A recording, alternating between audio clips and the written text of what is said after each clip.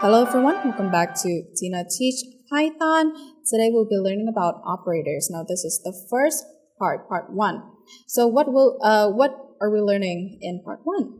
We're learning about different types of operators and the common operators that we can expect to encounter a lot when we program.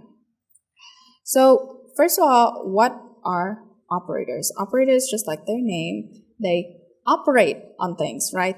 They allow us to conduct operations, especially to variables and the values that those variables have, or the functions generate, or the user input, or whatever. So Python divides the operators according to this.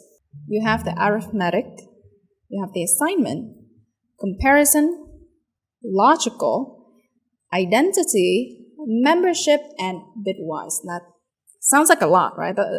We are working with a lot of things. So for part 1, I'm just going to focus on the arithmetic operators and the assignment operators, okay? So let's get on with it.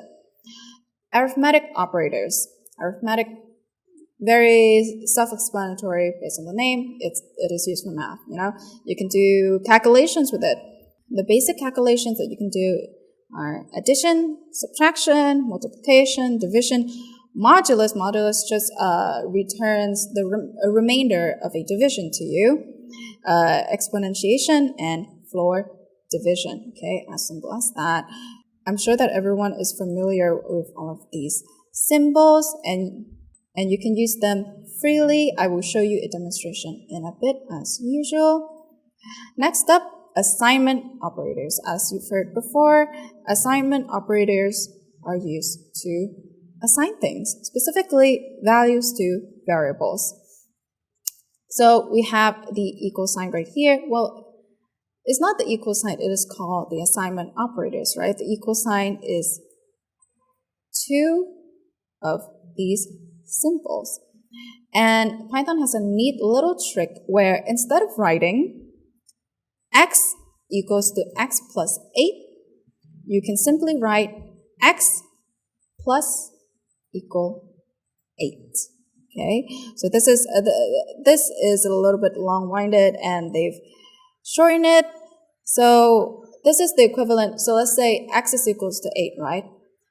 X equals to x plus 8 is x equals to 8 plus 8. So what do you think the value of x is? The value of x is 16, right? And this does the same thing as this. They are the same. Now the great thing is you can combine the assignment operators with the arithmetic operators here. So everything that you've seen from addition, subtraction, multiplication, you can simply put the assignment operator, this equal sign right here, this symbol, behind all of these arithmetic operators, and you can just write your code very efficiently and short. So now I'm going to boot up Visual Studio Code for a bit of a demonstration. Now let's create some variables. I have 20 and I have 5. Print x, plus y. I'm actually going to copy this and paste this just to be quick.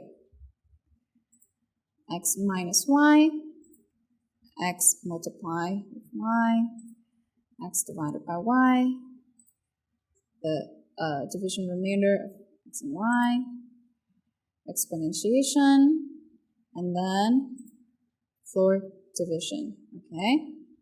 Next up, let's use the assignment operators. I'm just going to write a bunch here. This is just for efficiency, okay? This is not the final syntax. Plus, minus, multiply, divide, modulus, exponentiation, and floor division. And then after each of these, I'm going to print x, copy, paste down here, go down here and paste as well. There we go, Control S to save, and let's run it. Okay, so now we have the following numbers, x plus y, 20 plus 5 is 25, x minus y is 15, right? You can just scroll down here and you can see all of this. Now, for this part, it's a little bit hard to see because of the numbers that we've chosen. So I'm just go ahead and change this y into 7, and let's run it again.